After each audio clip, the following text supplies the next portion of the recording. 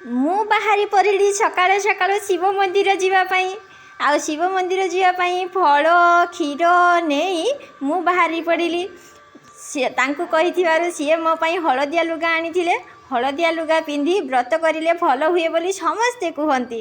ସେଇଥିପାଇଁ ମୁଁ ହଳଦିଆ ଲୁଗା ପିନ୍ଧି ବାହାରି ପଡ଼ିଲି ଶିବ ମନ୍ଦିର ଯିବା ପାଇଁ।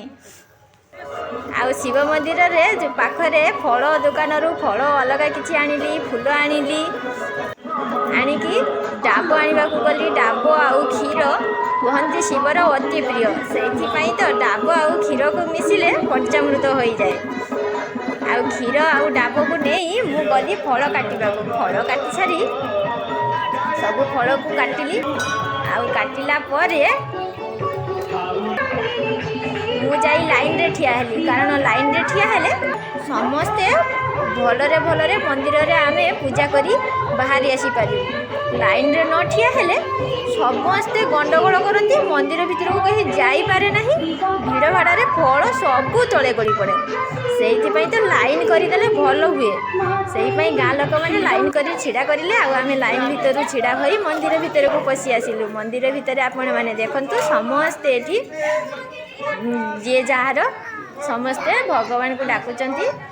ଆଉ ଦେଖନ୍ତୁ ଡାବ ଢାଳୁଛନ୍ତି, କ୍ଷୀର ଢାଳୁଛନ୍ତି। ସମସ୍ତେ ନିଜ ନିଜର ମନସ୍କାମନା ଜଣାଉଛନ୍ତି ବ୍ରାହ୍ମଣଙ୍କୁ। ଆଉ ବ୍ରାହ୍ମଣ ସମସ୍ତଙ୍କର ମନସ୍କାମନା ମହାଦେବଙ୍କୁ ଜଣାଉଛନ୍ତି। ଏମିତି ଆମେ ସମସ୍ତେ ଯେତିକି ଲୋକ ମନ୍ଦିର ଭିତରେ ପଶିଥିଲୁ, ସମସ୍ତେ ଭଗବାନ ଶିବଙ୍କୁ ଆମେ ନିଜ ନିଜର ମନସ୍କାମନା ଜଣାଇଲୁ ବ୍ରାହ୍ମଣଙ୍କ ମାଧ୍ୟମରେ।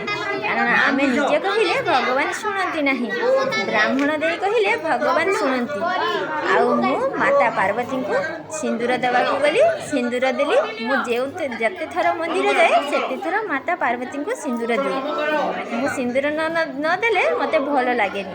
ଆଉ ଆପଣମାନେ କମେଣ୍ଟରେ ଜଣାଇବେ, ଶିବ ମନ୍ଦିର ଗଲେ ଆପଣମାନେ ମାତା ପାର୍ବତୀଙ୍କୁ ସିନ୍ଦୁର ଦିଅନ୍ତି ନା ନାହିଁ। ଆଉ ସିନ୍ଦୁର ଦେଇ ସାରିଲା ପରେ ପଞ୍ଚାମୃତ ବାହାର ରଖା ହୋଇଛି। ସେଠୁ ପଞ୍ଚାମୃତ ମୁଁ ଆଣିଲି। ପଞ୍ଚାମୃତ ଆଣିଲା ପରେ ଛଲା ଦାନ ଦିଆ ହେଉଥିଲା, ମୁଁ ସେଠି ଛଲା ଆଣିଲି। ଆଉ କ୍ରିଷ୍ଣା